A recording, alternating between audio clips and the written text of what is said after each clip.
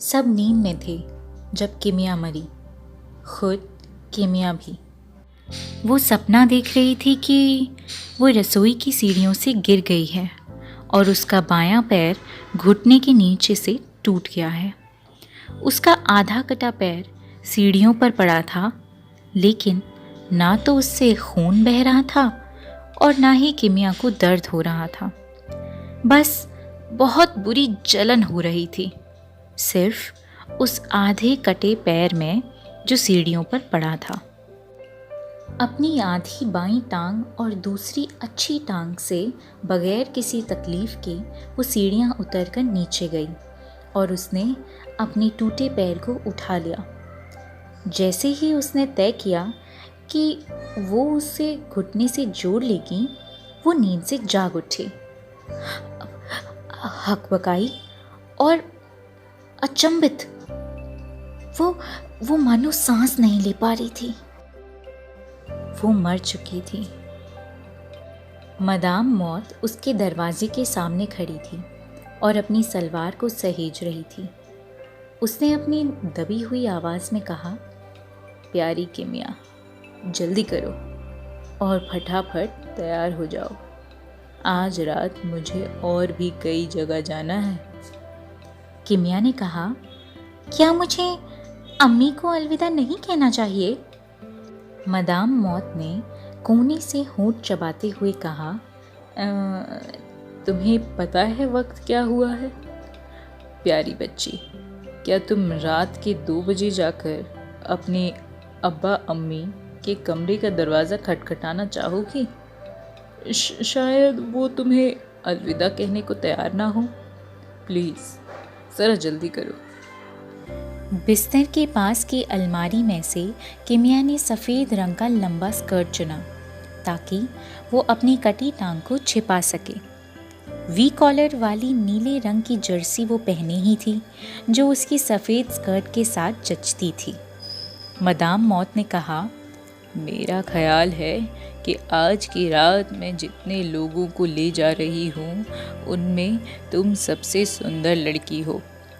अफसोस कि तुम्हारी एक टांग नहीं है। किमिया बिस्तर के किनारे पर बैठ गई और कहने लगी, सुनो, क्या तुम मेरे पैर को चिपकाकर उसे पहले जैसा साबुत नहीं बना सकती?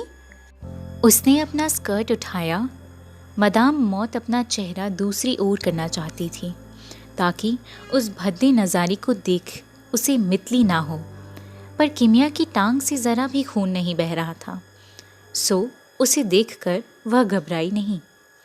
अरे अरे प्यारी किमिया, मरे हुए लोगों के पैरों को हाथ लगाने की मुझे इजाज़त नहीं है, मदाम मौत ने कहा।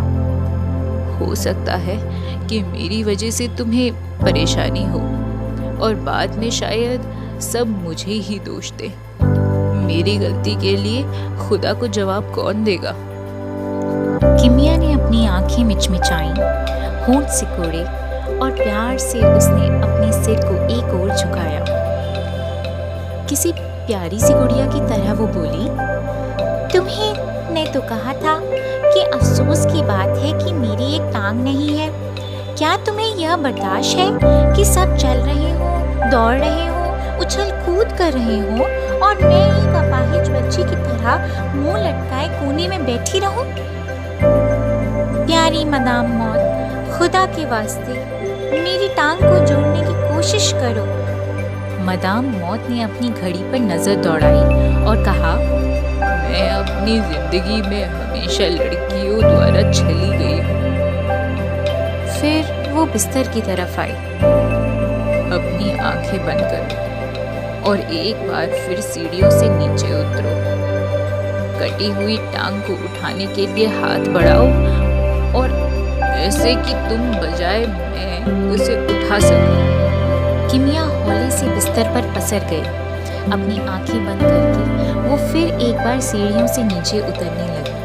उसकी बाईं टांग का दूसरा हिस्सा सीढ़ी की सबसे निचली पायदान पर पड़ा था। उसने अपना हाथ नीचे की ओर बढ़ाया। मदाम मौत ने टांग का कटा हिस्सा उठाया और बिस्तर पर बैठ गई। उसने किमिया के शरीर पर से चादर हटाई टांग के दोनों हिस्सों को आपस में लगाया और बुदबुदाई, या खुदा मेरी मदद कर। उसने किमिया की टांग के दोनों हिस्सों को रगड़ा।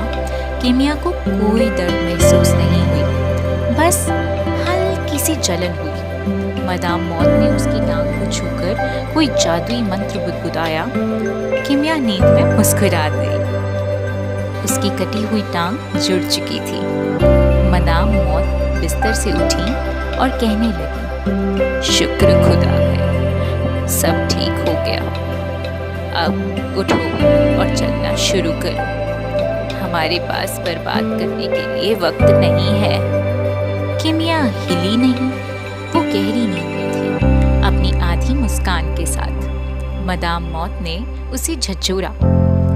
ऐसा लगा मानो उसमें जान ही ना हो। वो जरा भी नहीं हिली। कितनी गहरी नींद थी उसकी। मदाम मौत को लड़कियों को नींद से उठाने की आदत नहीं थी। वो सिर्फ इसलिए उस सुंदर छोटी लड़की को नींद से कैसे जगा सकती थी कि उसके मरने का वक्त आ गया था।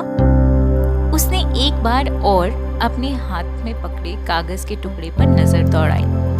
कमाल है, रात को 2 बजे जिन मेहमानों के घर मदाम मौत को जाना था, उस सूची में किमिया का नाम ही नहीं था। उसका नाम पहले उस फहरिस्त में था, पर अब गायब हो गया था। पहले जहां उसका नाम दर्ज था, वहां अब केवल खाली जगह बची थी और नीचे एक नई इबारत नजर आ रही थी, किमिया सो रही है, कृपया उसे ना जगाएं। शुक्रिया।